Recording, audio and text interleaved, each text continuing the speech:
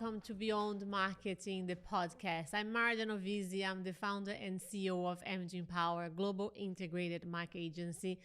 Today, I'm so excited that I'm going to have a conversation with the incredible Emily Trenouth. Did I say it right? You did Trenouth? say it right. Well done. The head of influencer relations at Amazon. Emily carved her own path into the corporate world without a university degree, jumping from financial service straight into the influencer marketing world back in 2015. She's been named a Campaign Female Frontier Award winner, an Adweek Future Female, and one of the top 50 people to watch in the influencer industry. Beyond her corporate success, she's a passionate mentor and a champion for gender equality. Get ready for an inspiring conversation with one of the industry's leading lights. Welcome, Emily, to Beyond Marketing Podcast. What an intro, right? Thank you. I know. What a great start to the morning. I want to bring you everywhere with me. No, thank you. That was really kind of you. It's great to be here. So excited to be here with you. When I was talking about like introducing yourself, then I started having a lot of memories because I think I've mentioned to you when we met on our round table dinner last month. Yeah. That I remember you from 2015 actually, because I started Ep10 in 2015. Yeah, a year after, the same time, and I was trying to understand, more about the industry of influencer marketing here in UK, especially.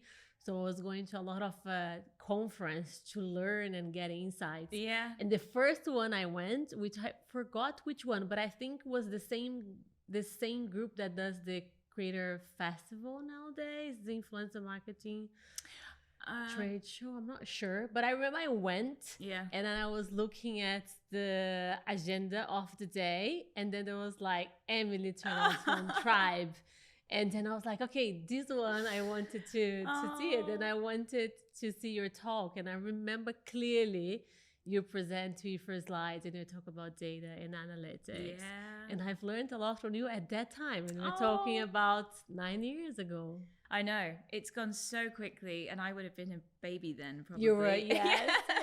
But such an inspiration by then, yes. Thank you. And likewise. Exciting. I mean, I remember seeing you from around the industry as well. So, no, it's really nice to be both be here and but I want to know more about your, like, before we get into more industry insights. I'm very, I love hearing people's stories because I always like when I do interview with potential new employees, CVs is always important, but I love people's stories behind the CV, and I love your story because you did not have a degree. You came from a financial industry and you became this phenomenal influencer, leader, and inspiration, working in so many amazing friends and corporate environments. So tell me more about your story, how you started and how you ended up in here today. Okay, I'll try and not give you the too long a version because we won't have time to talk about anything else, but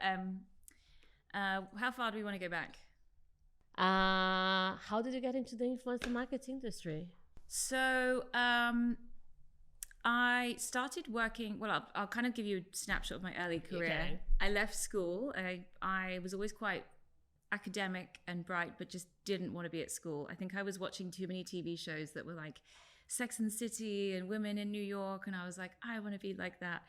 And I just didn't have any passion or interest for being in education. So I told my parents, right, I'm going to leave school. And they were like, well, what do you mean? Yeah, like they were freaking out about it. And they said, okay, well, if that's really what you're going to do, you need to go and get yourself a job and like make it work for yourself. So very from the beginning, I never had anything to sort of fall back on. It was always like everything was on me to really drive everything forward for myself. And that's when I kind of came out of my shell. I was very quiet and not very confident before. And I came out of my shell because I had to really go out to people and be this super confident person to put myself out there. And I then went into sales and recruitment and things like that, which, was kind of like one of those early things that people tend to do. And some people it works well, some people it doesn't. And I thought to myself, where can I like have a long-term career, get some qualifications and have something a bit more established? And so I wanted to get into financial services, but again, I didn't have a degree or any qualifications that were relevant. And I just kind of went for it. I found this, there's a big American insurance company that I went to work for.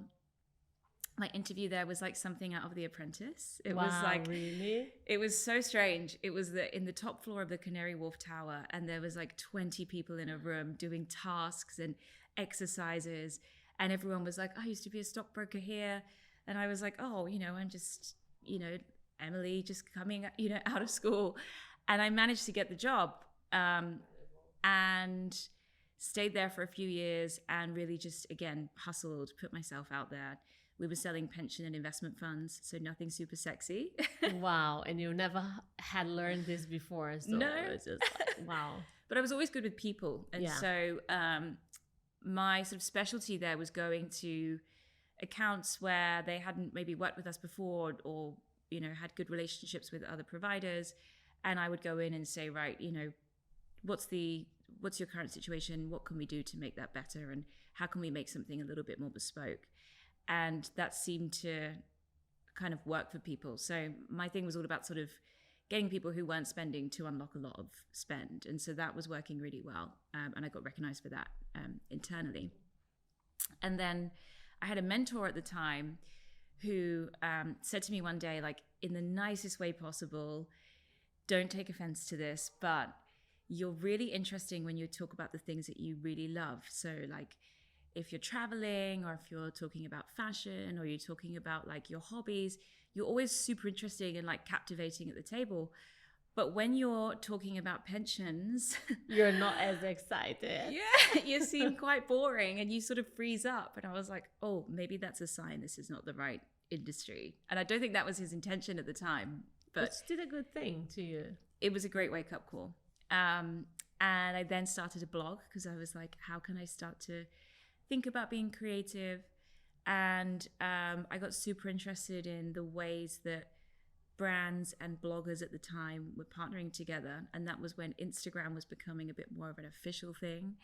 And I started to see how people were now partnering together on Instagram versus like selling ad space on your website, for example. So I then just got super interested and passionate about the space from a personal perspective. And I came across a platform that was one of the first ones entering the space, and joined them very early. That was Takumi at the time. Yeah, it was not Tribe then. The first one was Takumi. I thought it was Tribe with the first one. Okay. Yeah, and that was when they were like 6 months old. So it was like I'd gone from Canary Wharf Tower, wearing dresses and heels, to start up. It was a big shared, this was before WeWork was in London. It was a big shared co-working space. And there was like companies being bought by Twitter one minute, and hackathons. I was like, what? I don't know what any of this stuff means. Ping pong tables. Wow. It was a real sort of culture shock at the time. And it was a great learning experience. I mean, it was so fun to be at the forefront of this. And then Tribe got in touch when they were launching in the UK. And that was, I guess, kind of the pivotal moment for me in my career. Because Tribe, they are from Australia, right? Okay. Yeah. And I had a couple of conversations with them, and you just get a vibe. Yes, it was the right fit. Yeah, the founder, Jules Lund, I'm really like fond of. We still catch up from time to time now. And he just has this sort of warmth about him and this vision and passion that's like really infectious within the business. And speaking to him initially really helped me to kind of understand where their business was going, and also the uniqueness of the product at the time. It was very unique in the way that they did it with the content upfront model. How was Tribe model again? Remind us. So we had a platform and an app. Brands and agencies use the platform. You put a brief through. Influencers use the app. And it's changed now, but at the time, influencers would go in and see all the briefs from the brands. They would create the content and submit it up front to the brand with a price. For the brand, they would get an inbox full of content, and then they'd essentially buy the ones they like and decline the ones they don't. And it worked really well with... At the time, micro-influencers were looking for opportunities. Brands were looking for great, content. I mean, they still are. But it worked really well for products where it was sort of lower cost typically.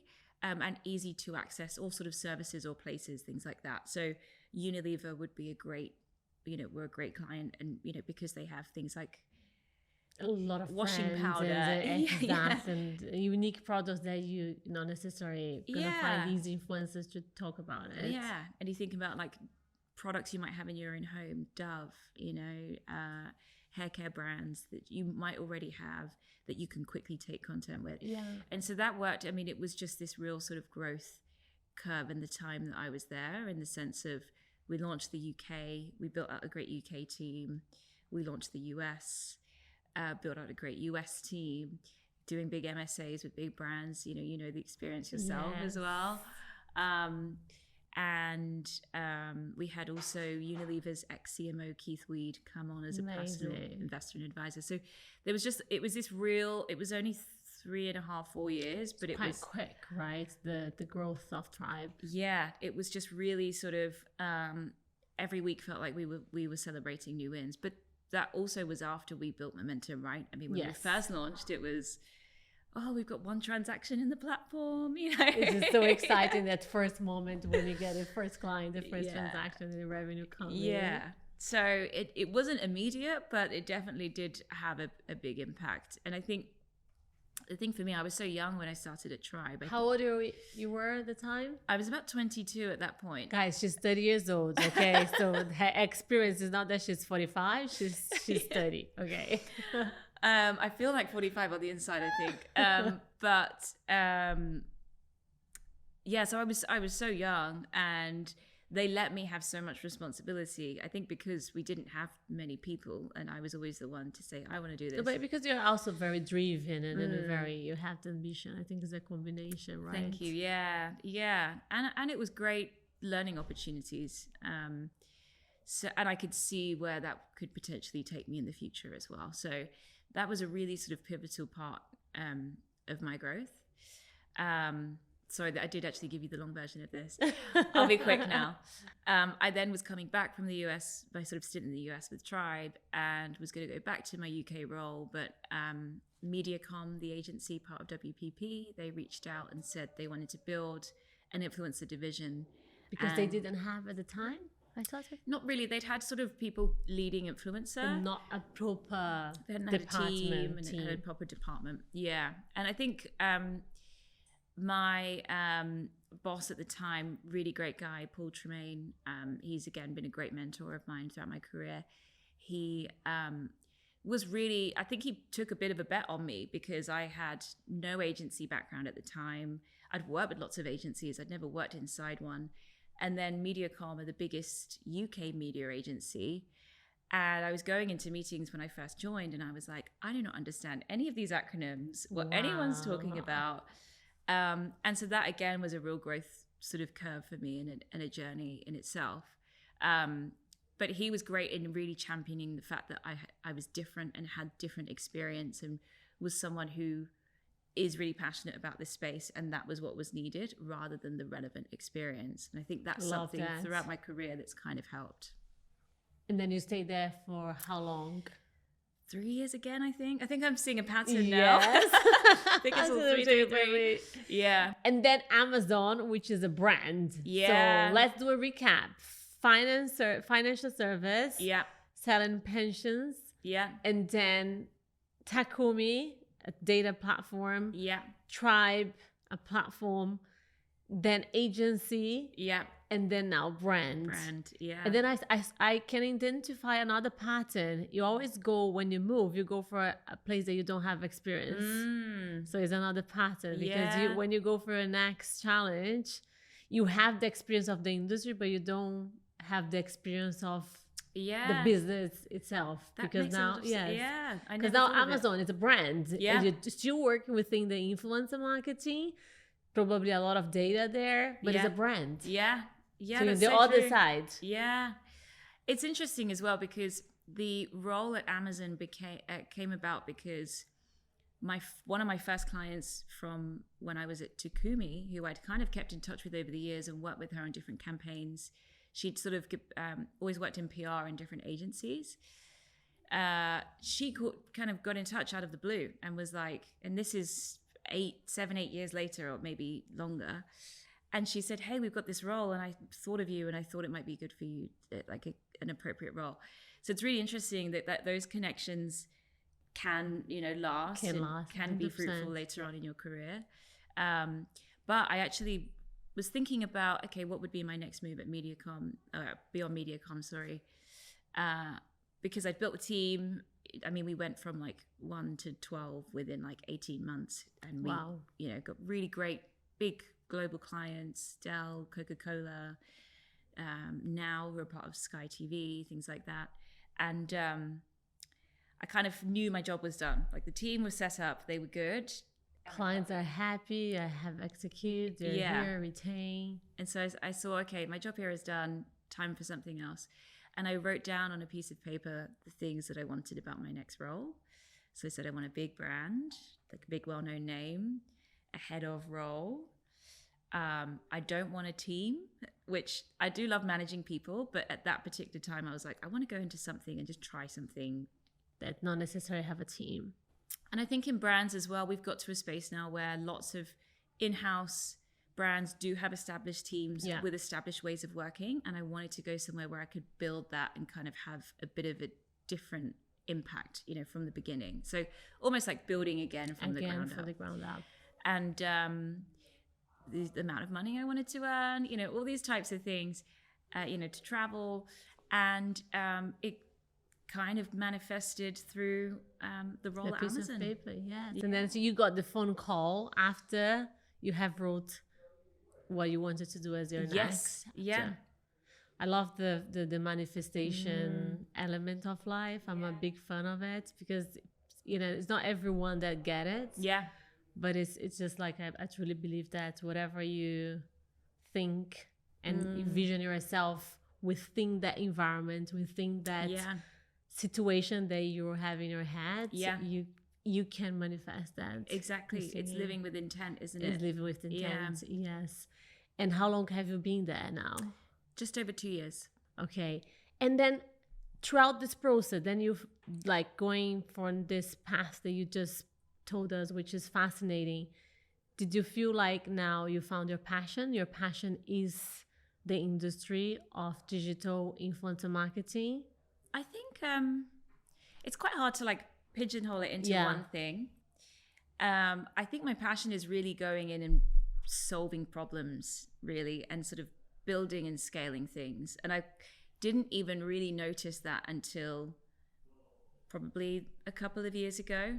In all my time at, Tribe and Mediacom, especially those two roles, which are the really sort of significant parts of my career so far, it was always about going in, setting up an infrastructure, solving a challenge and a problem, building great teams, and working towards a single sort of common goal and mission. And once that job is done, I feel like, okay, I'm content, I'm happy. I know. What is next? Exactly. So I think that is almost like my kind of, maybe it's my talent or my skill versus my passion. The space and the influencer space and marketing, social, definitely is a passion of mine. But it's interesting to see how it might manifest in the future. It could be in lots of different ways. I love beauty and skincare, and I recently moved house, so I'm becoming a bit of an interiors geek at the moment, which I've never really done before.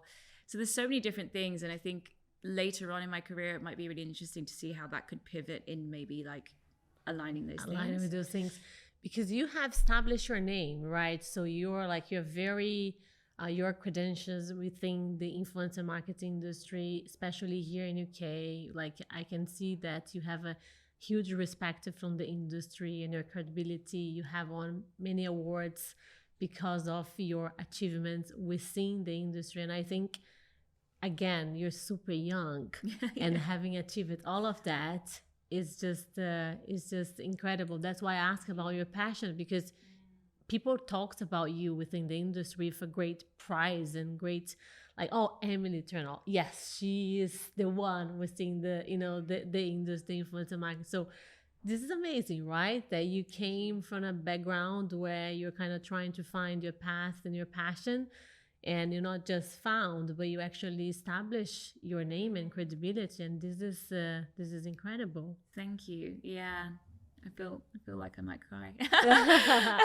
And then, and let's talk a little bit about the industry, right? Because like, again, the same as you, I've started the same year where influencer marketing was not a thing yet. I think was us and the GOAT agency, and I think we all like the influencer guys. Yeah. So they were like the same year trying to jumping into the opportunity where we probably didn't know what it would take us, if influencer marketing would be something that will be sustained for long term, or if it was just like a short term momentum that will not last, but actually it lasts, but also evolved, right?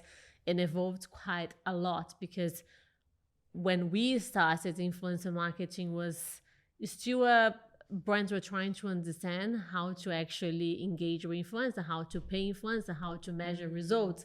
And the type of content was all the polished content. And it was just like influencers more about beauty and fashion. And today influencer marketing is typed into every single type of service. It's not just limited to one industry and to another.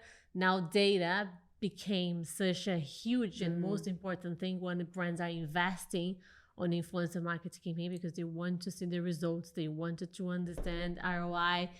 And social media evolved with more platforms, and then TikTok and then Snapchat and then Twitter. There's not Twitter anymore, the X. So and changed really rapidly, right? And influencer marketing today is not actually an add-on on a marketing strategy. Is actually a part of an ecosystem of a 360, where you cannot look at influencer marketers as isolation as we would look before, because you have to add your paid media to boost your content, to amplify your content. Now the ROL become a huge part of getting the influencer, the talents, the creators to actually be in real life for the consumers to meet, to have the experience with them. So it became really an ecosystem that evolves around the social media. Where is next? Where are we going next? Oh, I mean, it's so, like, I love hearing you sort of summarize it, because it brings back flashbacks. And you'll know the same. I mean, I remember sitting there and being like, oh, okay, today we've got to deal with Instagram has introduced stories. You know, it was just Snapchat before. Yeah. And so like, people probably don't even think about that or remember that moment. And we were like, right, okay, so what does that mean for how we work with creators now? And is this going to last? And, you know, people would speculate the whole time. And each week it was something completely different. I mean, and this is, I would say, way before TikTok even came about. Yeah. You know, I feel like in the sort of early days, it was constantly changing. Yeah, because TikTok came in pandemic, I would say, where it actually exploded, right? Yeah. Yeah. And even at the beginning of TikTok, people were very anti. And I mean, look where TikTok is now and the way that it's transformed people's careers and lives and things like that. I think in terms of what's next, so we've got to this sort of nice, like you say, holistic ecosystem. Yeah. It's sort of stabilized a bit in the sense of people appreciate and understand that influencers are here to stay. I think we will see them almost be this next generation of what used to be more traditional celebrities, and the smart talent creators, influencers are leveraging their platforms to jump into something else. So, you know, whether that's the likes of Joe Sugg, who's going into TV, you know, by Strictly Come Dancing and things like that. And I think in the UK especially, it's quite interesting to see. Interesting, yes, indeed. I mean, I always use Strictly Come Dancing. My family are massive fans, but but every year you have a YouTuber. And that, even that in itself is like, wow, okay, like this is a mainstream TV show that's, you know, probably targeted at the sort of general population versus sort of Gen Z. Gen Z, yeah. And actually you're finding each year you've got people who are online talent and online superstars coming into this format. And we're seeing that in our TV screens a lot more, right? So I think 100%. that's something that will continue to kind of grow. Also, I'm a Celebrity, GK Barry's on it. Yes. Nella Rose last year. So I think, you know, the TV networks are definitely seeing the pull that they are bringing. Opportunity, because they need to survive in a way, right? And then I think it's just bringing talent from social to TV rather than TV from social. It's crazy to see how things can change. Exactly.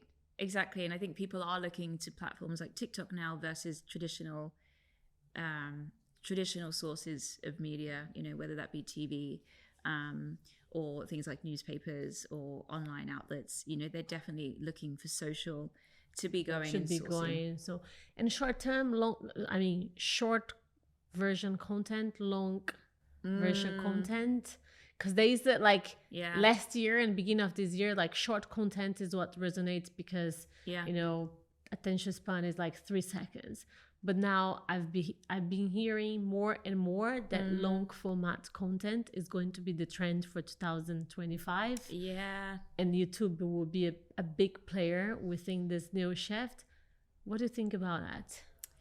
I think there's a space for both. Yeah. I think it depends on what's in the content, right? Yeah. And who is behind it.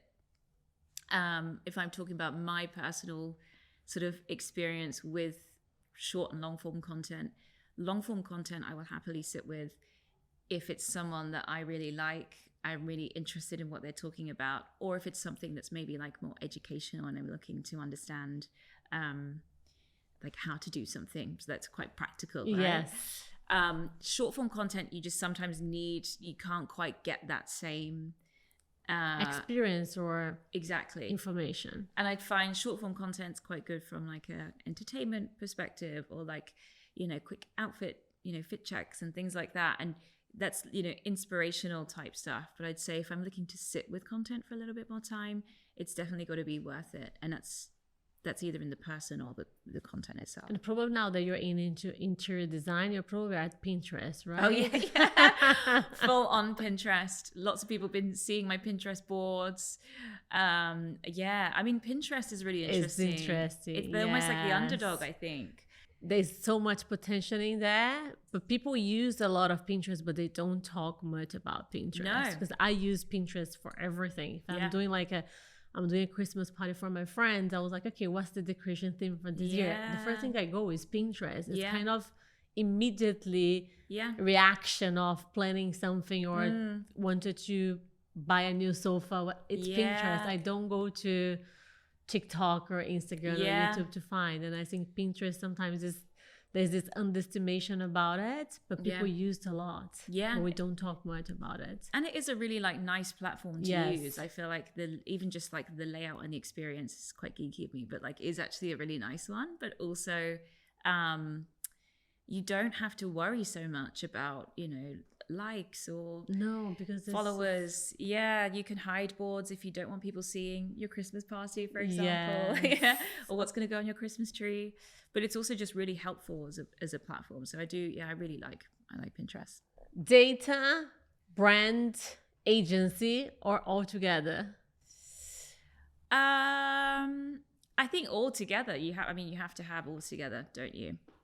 So I think data, platforms, tech help us to scale and drive a lot of efficiencies in what we do, just in general in the space. And that could be from, the tribe type platforms through to more like AI focused platforms, for example, or the likes of Creator IQ and Tagger, where it's more analytical.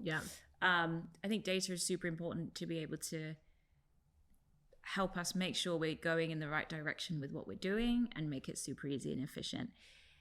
The challenge with data and platforms is sometimes I feel like there's not one platform that can do everything. It's impossible. And it doesn't take away human relationships. And I think that's definitely something I've learned from my time at Amazon as well, and being closer to the brand side of things and how we work with influencers, especially in a PR perspective. The relationships are super important. And that will never go away. So I think you need both. And then agency is really the driver in making everything, again, super efficient, because it does take a lot of people and experience and expertise. And you need people who are on the pulse of what's going on and what trends there are. So I think agency is like the cog that kind of keeps everything going together to sort of support everything else. And where is AI in this? How are you feeling about the AI integration into not just influencer marketing, but on the social landscape. Talk about influencer, because AI, there's a lot of AI influencers right now, right? So there's more and more being created on, especially on Instagram.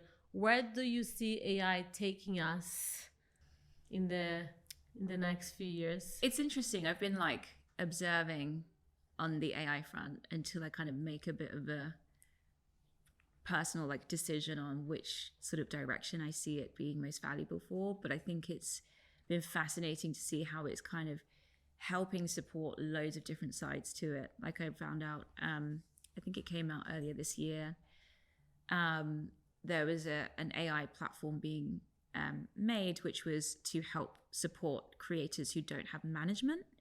And it was basically playing the role of a talent manager. I saw that. Yeah, I don't think it's launched yet, but I think it's got like 40,000 or 50,000 people on the wait list.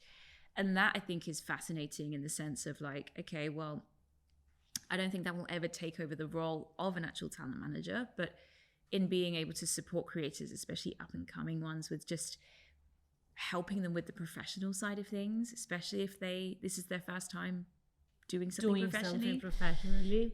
That's going to be really big, you know, helping them with contracts and how to, you know, negotiate exclusivity and understanding things like that. I think there's so many sides to it that we as on the other side have learned from being in the industry and also previous careers that creators probably need a lot of support with. They need a lot of support. And people like they don't understand the behind the scene as we do. Yeah.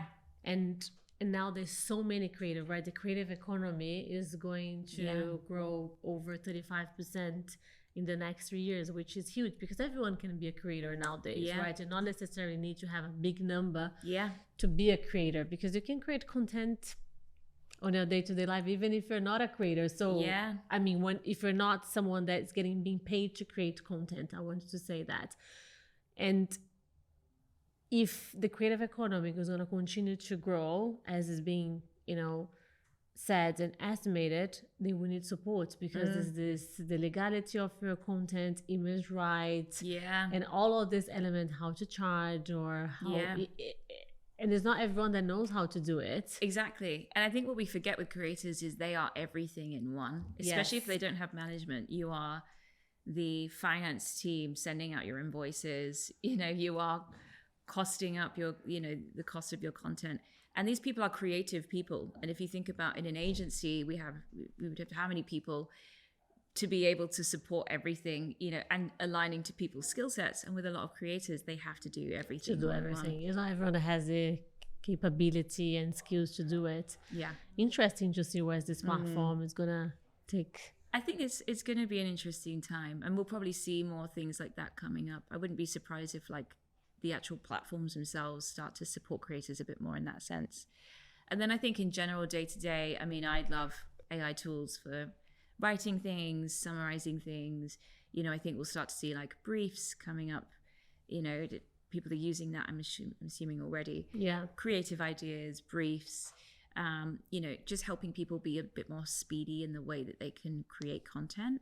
Again, not replacing anything. That will be my question. Not to replace, but just to support, to be more effective. Yeah. And then I think from an AI creator perspective, I'm sort of torn. I mean, I think that there is a lot of value in AI creators. Some of them are just really talented in the way they create content. Actually, within Amazon, we ran a campaign last year with a French creator called I Am Zlou.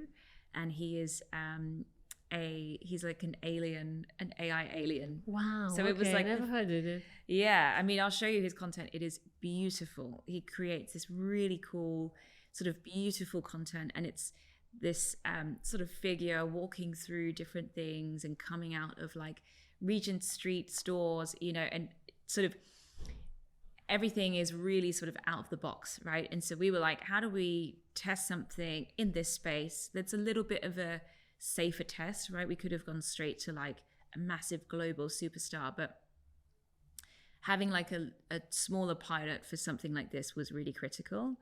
And he created this amazing content of a large Amazon box going down a main street in Paris, and he kind of came out of the box.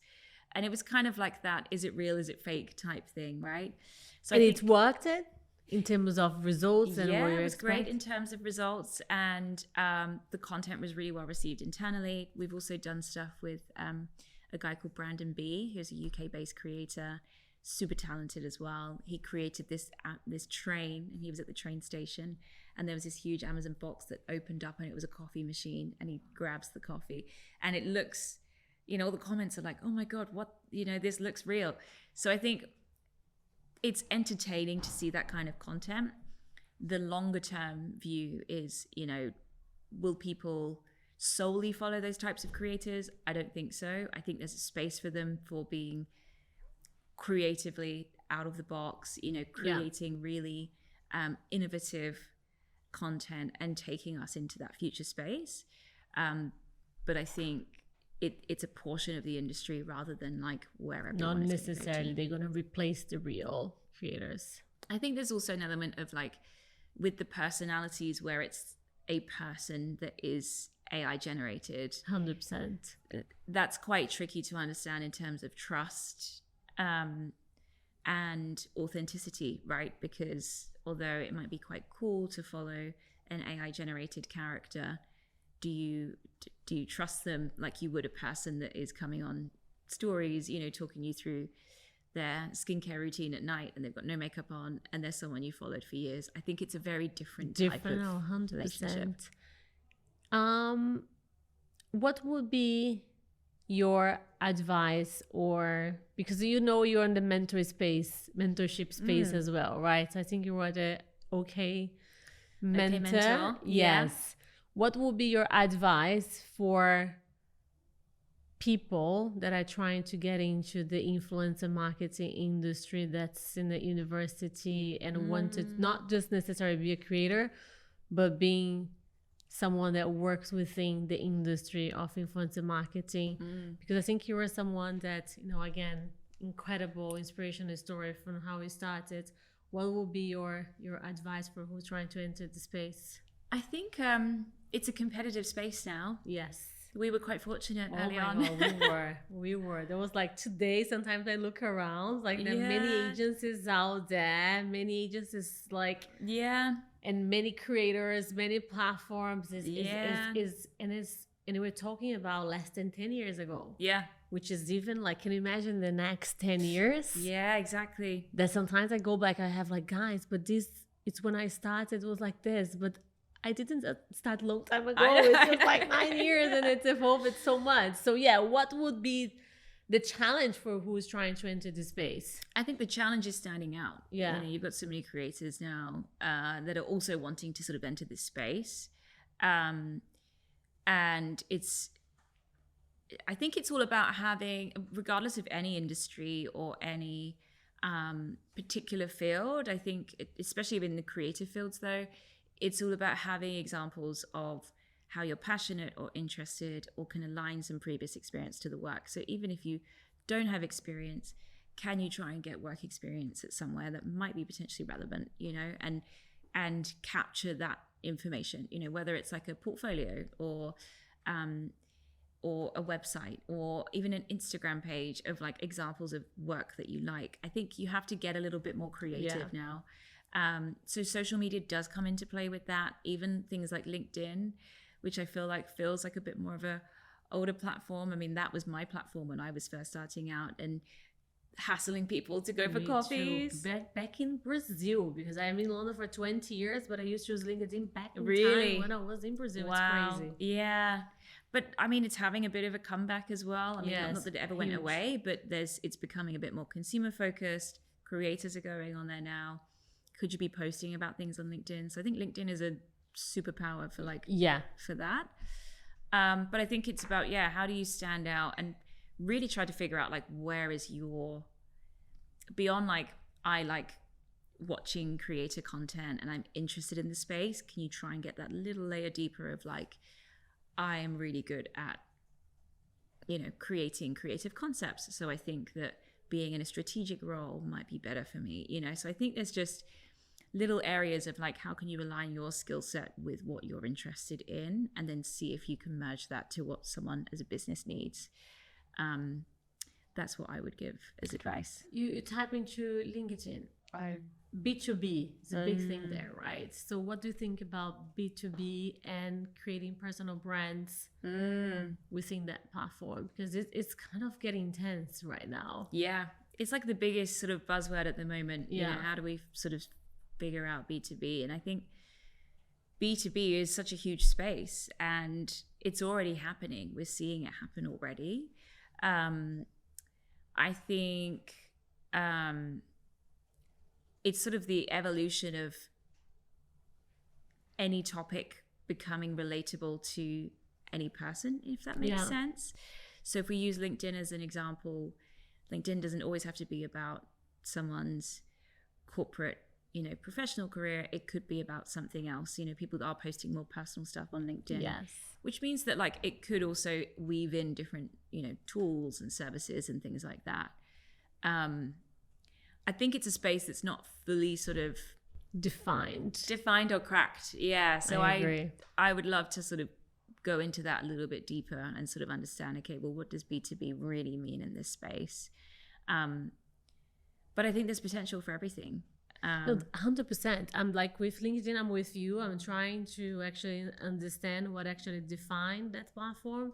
Because back in the days when I was saying, like back in Brazil, when I was 20 years ago, I was already using the platform, but not to post, but also to actually trying to find jobs and connect with people, because it was a platform for that, right? For networking, but not as exposure as it is now. So it was like DMs and connection. Yeah. It was not just like posting content in there.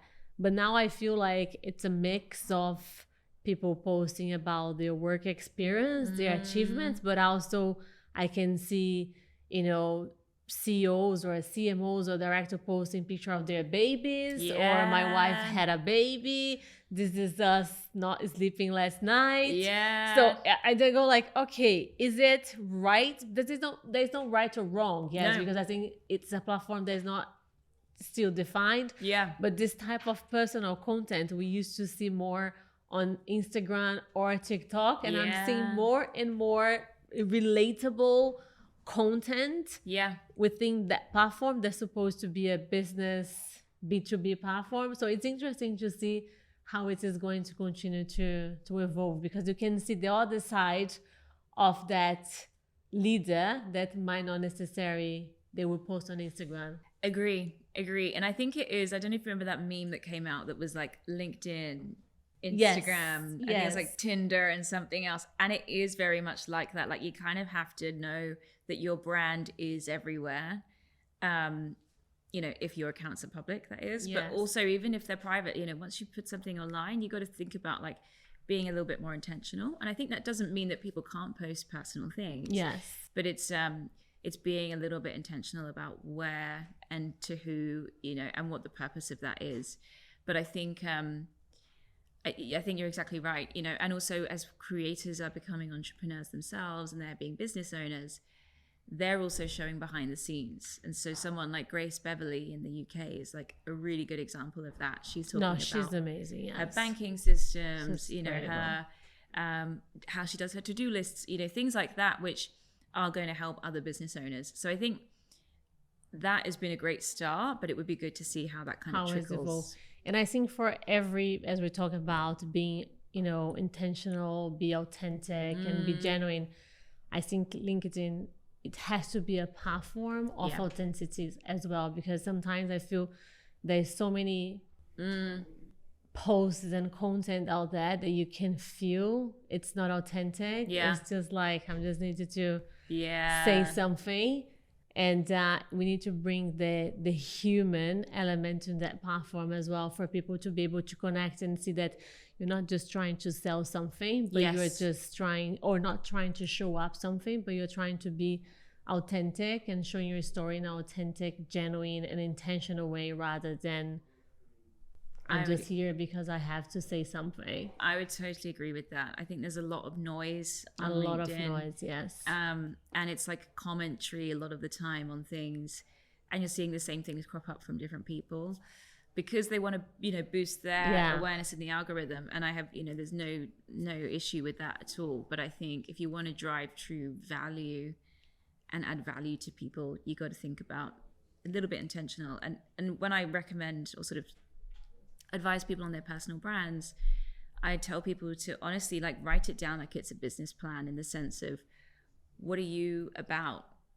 Who are you? What do you bring to the world? What's the tone of voice that you have naturally? And how can you start to weave that into the content that you put out there? And just that moment of being a little bit intentional, of treating your brand like a business, is so much more helpful. Yeah. Because I think the who are you, it's so important, and then the why, because some people know the what, but they don't know who they are. Yeah. And how to create content that is not going to be a copy paste from what people are doing, but just trying to understand your own why in order for you to understand who you are and what you wanted to create. Yeah, and I think it's that's so why important. in a business, the founder story and knowing the founder and having the founder visible is something that is really important, because it allows people to kind of understand what you're connect. about. Yes. Emily, I think they're saying to me, Mara, it's time to end.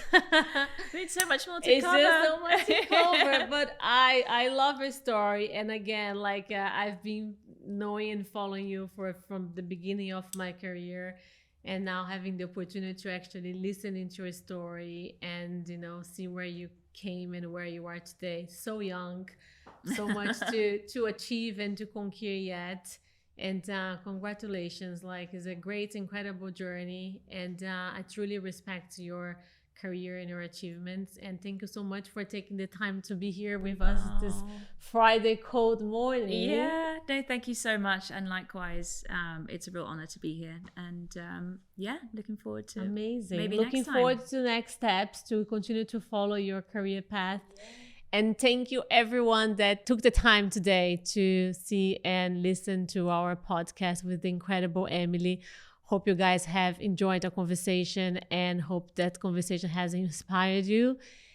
If you're not following us yet, make sure you do on Apple, Amazon, Spotify, and YouTube. And looking forward to see you guys on our next episode. Thank you so much, and thank you again, Emily. Thank you. Thank you, guys.